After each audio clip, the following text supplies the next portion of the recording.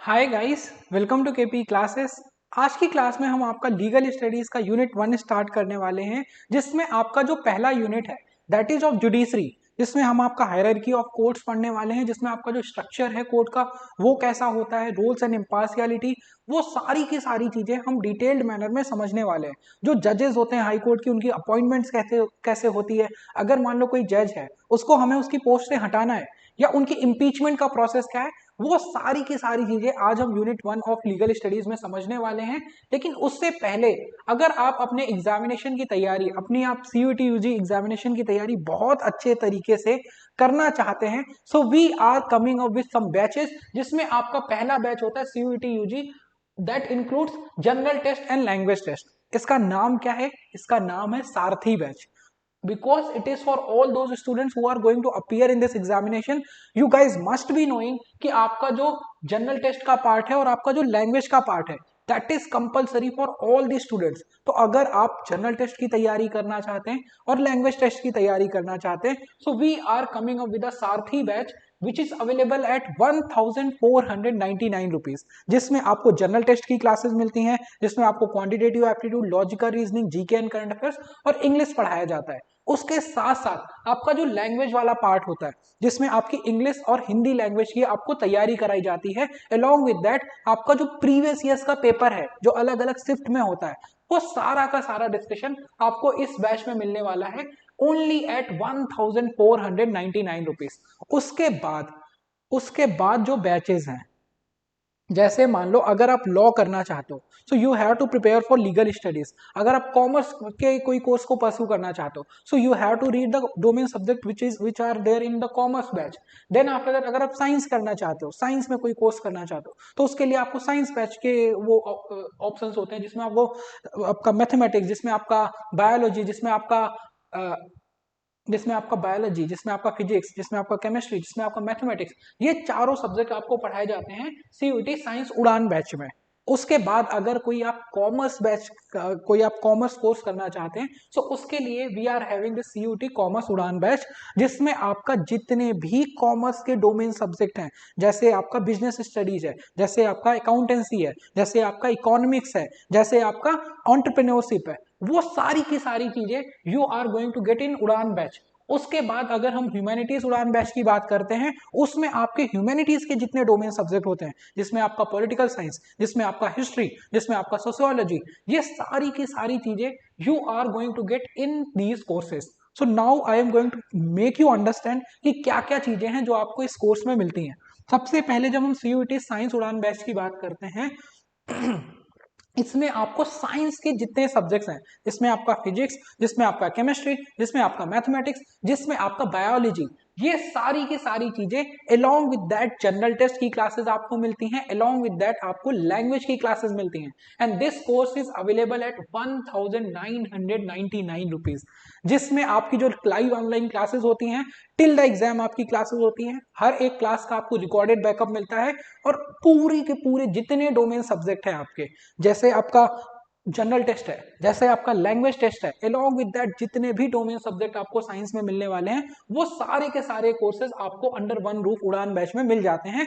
That is for science student. उसके बाद CUET commerce batch for commerce student. अगर आप बीबीए करना चाहते हैं, बीकॉम करना चाहते हैं, तो उसके लिए आपको जो सब्जेक्ट्स करने होते हैं वो आपको अकाउंटेंसी है, बिजनेस स्टडीज है, एंटरप्रेन्योरशिप है, तो उन सभी सब्जेक्ट्स की कंप्लीट कवरेज आपको मिलती है सीयूटी कॉमर्स उड़ान बैच में, which is also available at 1999 rupees, and that not only comes with domain subject, along with that you'll be getting classes for general test, along with that you'll be getting classes for language test, and this course is also available at 1999 rupees for commerce student. And if you are a student of humanities background, you want to pursue your undergraduation under humanities stream, so what is the option that is available for all of you? We are going to cover the domain subject which are there in the humanities. Along with that you'll be getting classes for general test and language. And this is not it.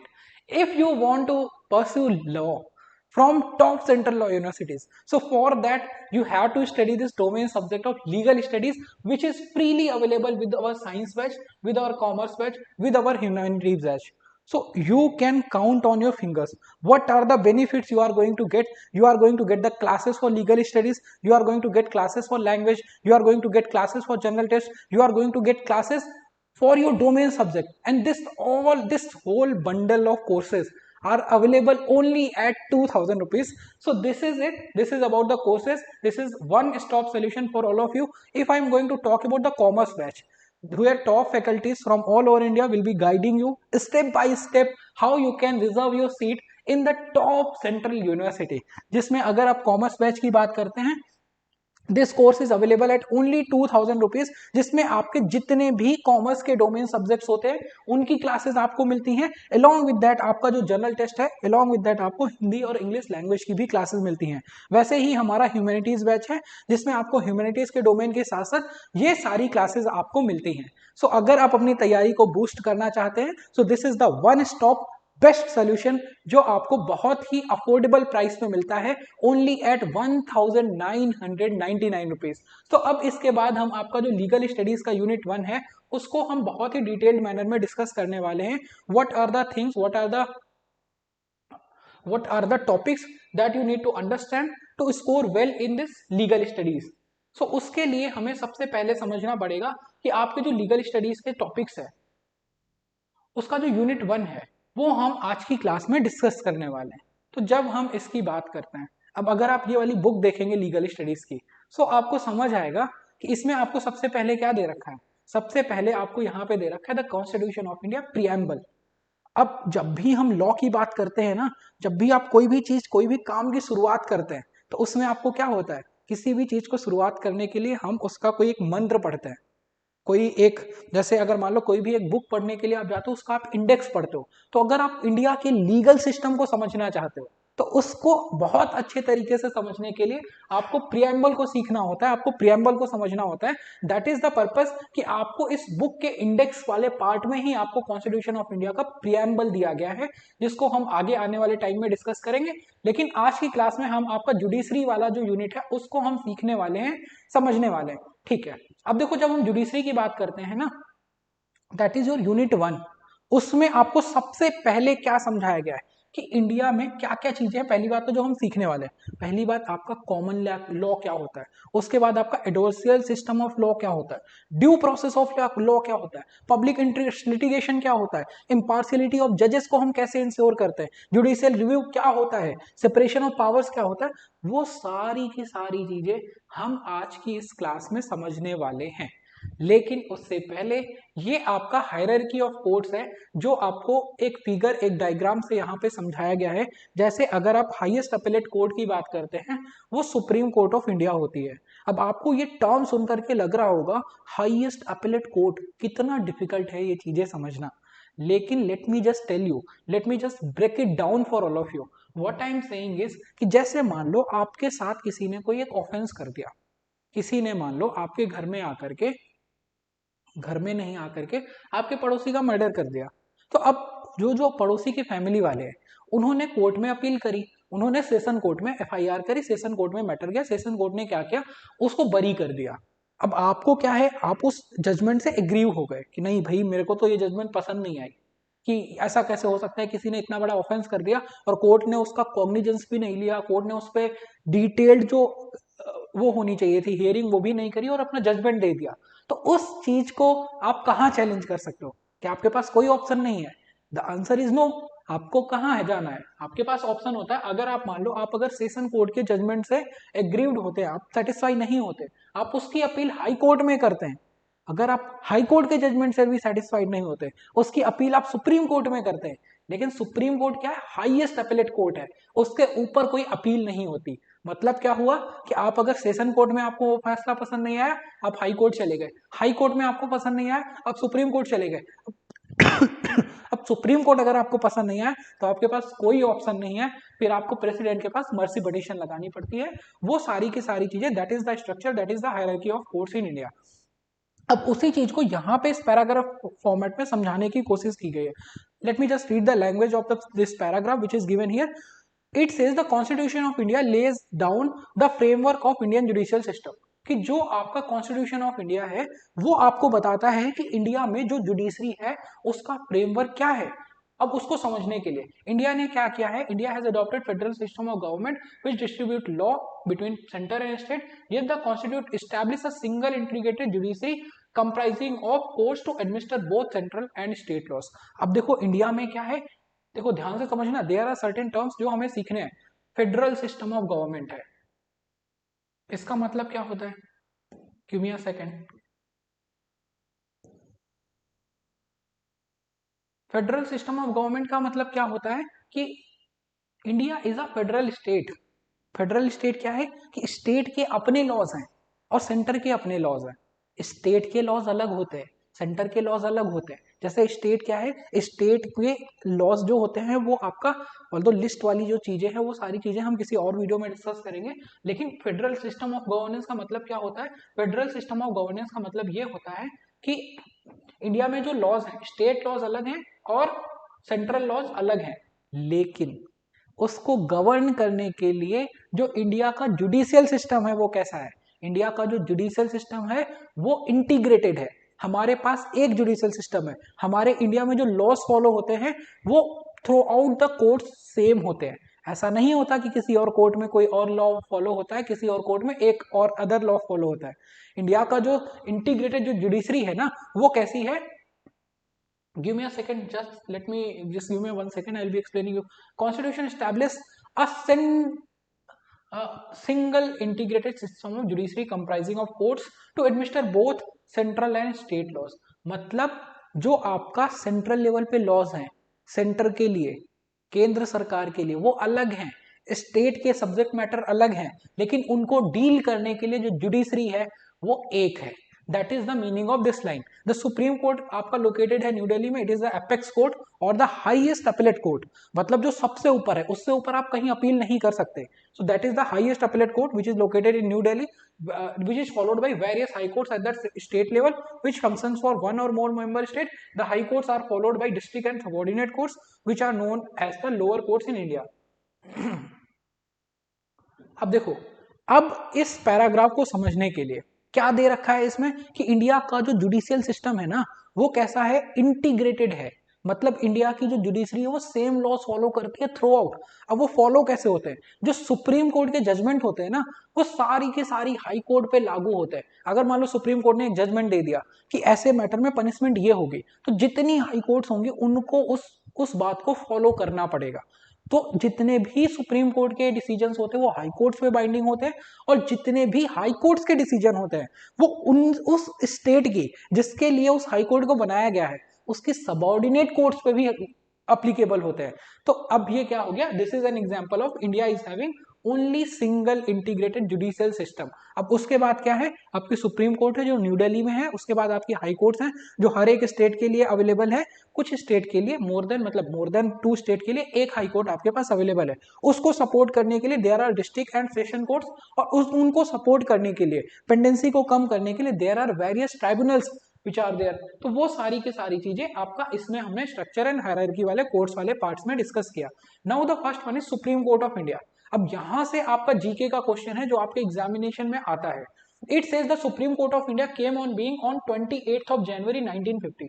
कि आपका जो supreme court of India है ना वो कब से केम into existence, कब से उसका इनॉग्रेशन हुआ, वो जो डेट है वो आपके जीके का बहुत इंपॉर्टेंट पार्ट होता है। कैसे आप याद रख सकते हो, 26 ऑफ जनवरी 1950 को हमारा क्या हुआ था, हमारा जो कॉन्स्टिट्यूशन है उसको इन्फोर्स किया गया था। Enforcement date of constitution of India is 26 of January 1950, और just after 2 days of the enforcement of constitution of India, judiciary जो सुप्रीम कोर्ट है, जो हाईएस्ट अपीलेट कोर्ट है, दैट केम इनटू एग्जिस्टेंस। तो आपके लिए ये डेट क्या है, आपके एग्जाम पॉइंट ऑफ व्यू से बहुत इंपॉर्टेंट हो जाती है। उसके बाद it replace the federal courts of India, judicial committee and Privi council.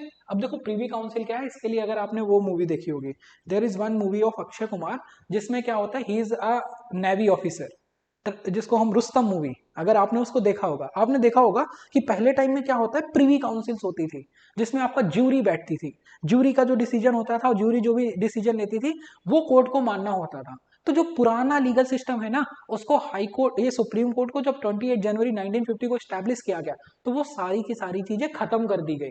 यही इसका मतलब होता है कि इसने रिप्लेस कर दिया किसको, जो फेडरल कोर्ट ऑफ इंडिया थी, जो पहले हाईएस्ट अपीलेट हुआ करती थी, जो जुडिशियल कमेटी थी, जो प्रीवी काउंसिल थी, which were at the apex of Indian court system, जो पहले एपेक्स हुआ करती थी, उनको खत्म कर दिया गया 28 जनवरी 1950 को, with Supreme court of India came into being under the colonial era. उसके बाद आपका क्या है, the constitution of India as it stood in 1950 envisaged a supreme court with chief justice and 7 जजेस। अब जब आपको सुप्रीम कोर्ट का स्टैब्लिशमेंट किया गया, एट दैट टाइम कॉन्स्टिट्यूशन में क्या था कि it will envisage a supreme court with chief justice and 7 जजेस, मतलब उसमें पहले एक चीफ जस्टिस ऑफ इंडिया थे और उसमें 7 जजेस थे।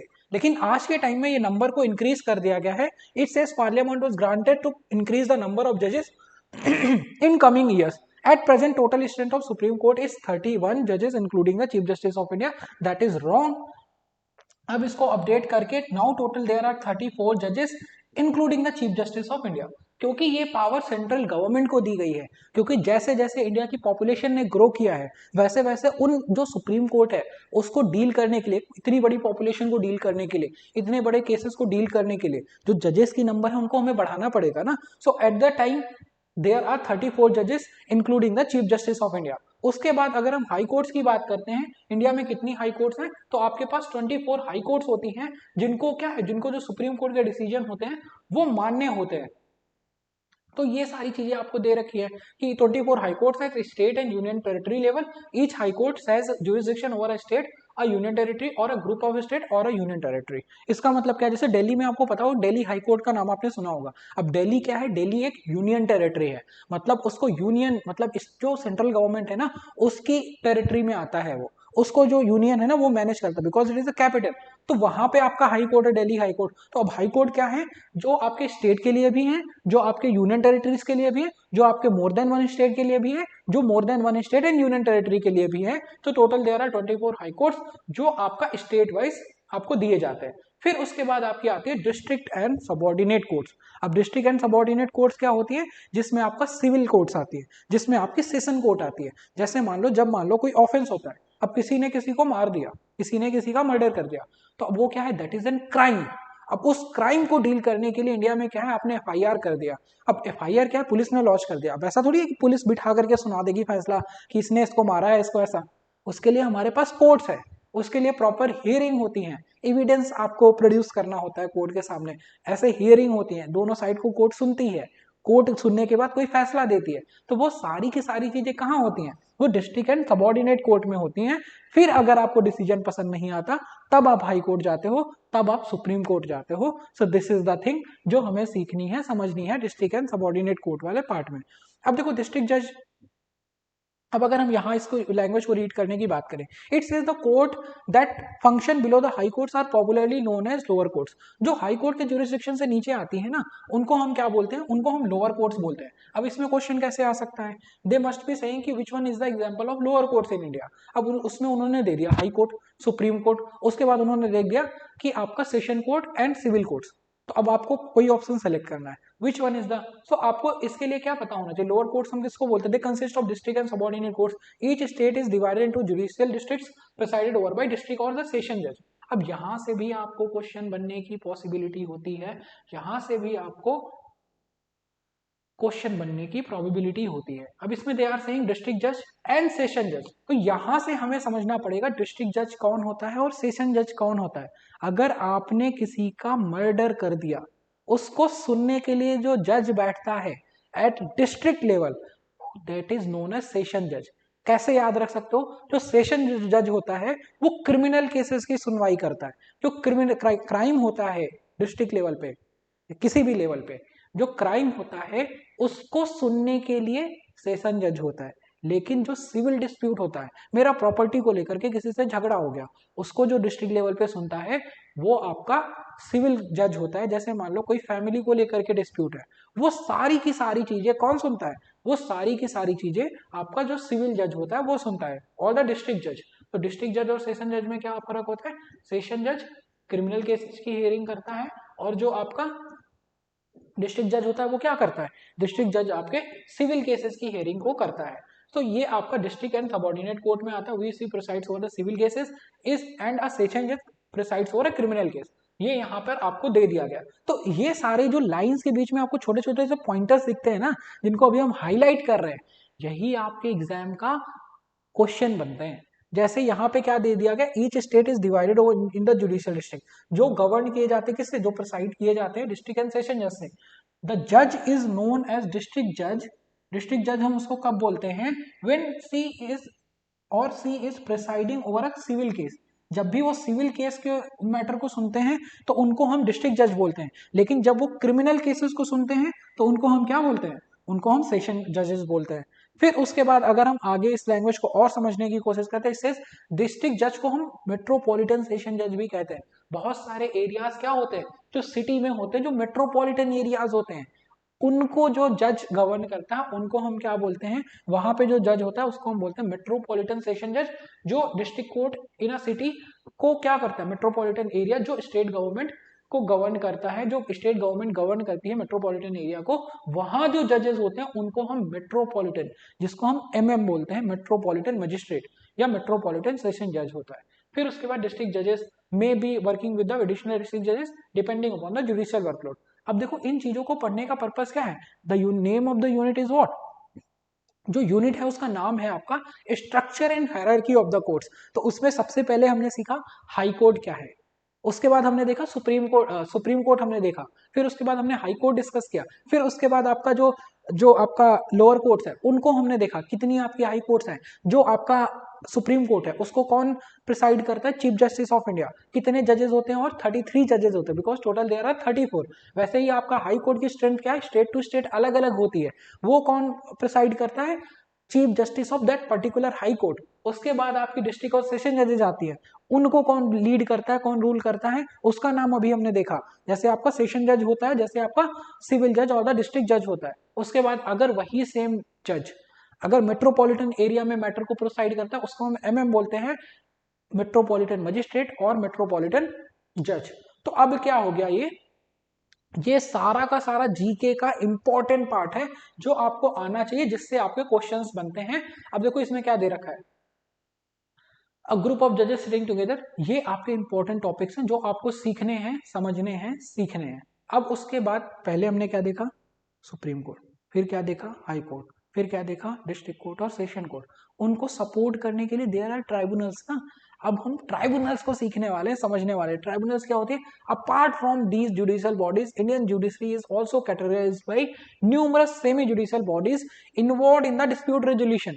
वो क्या है, जो डिस्प्यूट होते हैं ना उनको रिजॉल्व करने के लिए जुडिशियल बॉडीज बनाई गई। उसके आगे वर्ड क्या आता है, semi judicial. They are not completely judicial but they are semi judicial. मतलब क्या है, उनका जो सब्जेक्ट मैटर होता है ना वो बहुत स्पेसिफिक होता है कि ये केवल यही सुन सकते हैं, सेमी इनको पावर दे रखी है, कम पावर दे रखी है। उसके बाद क्या होता है, these bodies function as the semi और the quasi judicial bodies because they may consist of administrative officers और जज विदाउट द लीगल बैकग्राउंड। क्योंकि इसमें जो सुनने के लिए लोग बैठते हैं ना, वो ये भी हो सकता है वो मजिस्ट्रेट हो, वो ये भी हो सकता है कि नॉन लीगल बैकग्राउंड से हो और वो उस चेयर को क्या है, प्रेसाइड कर रहा हो। Yet they function in their judicial capacity and here relevant matters and settle claim between the parties. अब देखो ट्राइब्यूनल्स क्या होती है उसको हम सीखने वाले, समझने वाले। Tribunals have been constituted under the specific constitutional mandate enshrined in the Constitution of India through legal enactments, जिसमें आपका एग्जांपल क्या है, law passed by legislature, the creation. अब देखो जो लॉस पास किए जाते हैं ना उनके अंदर इन ट्राइब्यूनल्स को स्टैब्लिश किया गया अलग अलग उससे। अब देखो आगे क्या दे रखा है, this line is really important, it says their creation aimed at increasing efficiency in resolving disputes and reducing the burden on the courts. अब यही तो वो बात है जो हम इतनी देर से डिस्कस कर रहे हैं कि इनका पर्पस क्या है, सबसे पहले हम जल्दी स्पीडी जस्टिस कर पाए, हम इफिशियंसी बढ़ा सके, हम जो डिस्प्यूट है ना उनको जल्दी से जल्दी रिजॉल्व कर सके। उसके साथ साथ जो आपका सबसे इंपॉर्टेंट पॉइंट है वो क्या है, वो आपका होता है कि हमें जो जुडिशरी के ऊपर बर्डन है उसको कम करना है, क्योंकि इतनी पेंडेंसी बढ़ गई है कि हमारे जो केसेस है ना वो खत्म ही नहीं होने वाले हैं, इतने केसेस कोर्ट के सामने पेंडिंग पड़े हैं। तो इसीलिए हमने ट्राइब्यूनल्स को स्टैब्लिश किया। उसके बाद आता है examples of some tribunals include central administrative tribunal. अब क्या है, इनका सब्जेक्ट मैटर क्या होता है, इनका सब्जेक्ट मैटर बहुत लिमिटेड होता है। अब ये कैट है, इसका नाम क्या होगा, सेंट्रल एडमिनिस्ट्रेटिव ट्राइब्यूनल। ये किस लिए स्टैब्लिश किया गया, for resolving the grievances dispute of central government employees. जितने भी सेंट्रल गवर्नमेंट के एम्प्लॉयज होते हैं, उनके जितने भी डिस्प्यूट होते हैं, उनको रिजॉल्व करने के लिए वो डायरेक्ट कोर्ट में नहीं जाएंगे, वो कहां जाएंगे, वो कैट में जाते हैं, जिसको हम बोलते हैं सेंट्रल एडमिनिस्ट्रेटिव ट्राइब्यूनल। फिर उसके बाद आता है state administrative tribunal. State government के जितने भी एम्प्लॉयज होते हैं, अगर उनको कोई ग्रीवेंस होते हैं, वो कहां जाते हैं, स्टेट एडमिनिस्ट्रेटिव ट्राइब्यूनल। फिर उसके बाद अगर मान लो टेलीकॉम को लेकर के कोई डिस्प्यूट होता है, उसके लिए टेलीकॉम डिस्प्यूट सेटलमेंट बॉडी है, अपीलेट ट्राइब्यूनल होता है। फिर उसके बाद for resolving dispute in the telecom sector in India. फिर उसके बाद and the national green tribunal, जो इन्वायरमेंट से रिलेटेड मैटर्स होते हैं उनकी हेयरिंग के लिए आपका national green tribunal is there. तो आप देख सकते हो कि जो इंडिया में ट्राइब्यूनल्स है उनको इस्टेब्लिश किया गया है। पर्पस क्या है कि हमें अपनी इफिशियंसी को बढ़ाना है, क्योंकि अगर एक कोर्ट एक पर्टिकुलर मैटर से डील करेगी तो ज्यादा इफिशियंट होगी। अगर मैं बोलूं आपको पूरा दिन ये एक काम करना है तो आपकी इफिशियंसी ज्यादा होगी, अगर मैं आपसे बोलूं आपको 10 काम करने हैं तो आपकी इफिशियंसी कम होगी। वैसे ही इसका एम क्या है कि हम इफिशियंसी को बढ़ा सके, हम डिस्प्यूट को जल्दी से जल्दी रिजॉल्व कर सके, हम जो कोर्ट के ऊपर बर्डन है उसको कम कर सकें, ताकि जो लोगों का डिस्प्यूट है उसको हम बहुत जल्दी सॉल्व कर सके। उसके लिए आपको अलग अलग एग्जाम्पल दिए गए हैं, जिसमें आपका कैट होता है, जिसमें आपका सेट होता है, जिसमें आपका टीडीएस होता है, ये सारी की सारी चीजें एनजीटी होता है। इनका पर्पस क्या है कि आपके जो अलग अलग डिस्प्यूट्स हैं उनको सॉल्व किया जाए, इनको रिजॉल्व किया जाए।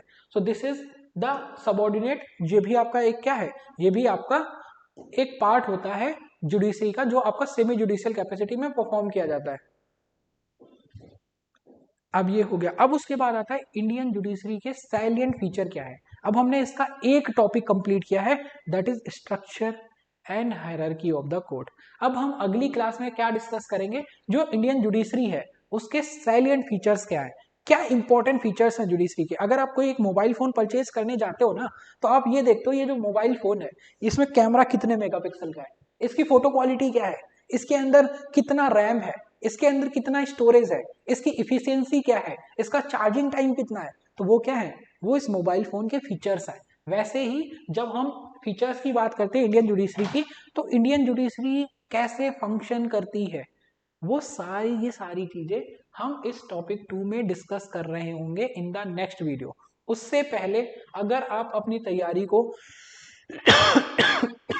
लीगल स्टडीज को बूस्ट करना चाहते हैं, अगर आप अपनी तैयारी को स्ट्रॉन्ग करना चाहते हैं, अगर आप टॉप सेंट्रल लॉ यूनिवर्सिटीज से अपने एलएलबी को परस्यू करना चाहते हैं, अगर आप कॉमर्स करना चाहते हैं, अगर आप कोई भी ह्यूमैनिटीज का कोर्स करना चाहते हैं, so I already told you and why I am telling you this, because this is one stop solution for all the students who are going to appear in this CUT examination. if you want to prepare for the common parts of this examination, that is general test and English, so उसकी की पूरी तैयारी आपकी हो जाती है only 1499 rupees में, जिसमें आपको जनरल टेस्ट की क्लासेस भी मिलती हैं, जिसमें आपको इंग्लिश की भी क्लासेस मिलती हैं, जिसमें आपको हिंदी लैंग्वेज की भी क्लासेस मिलती हैं।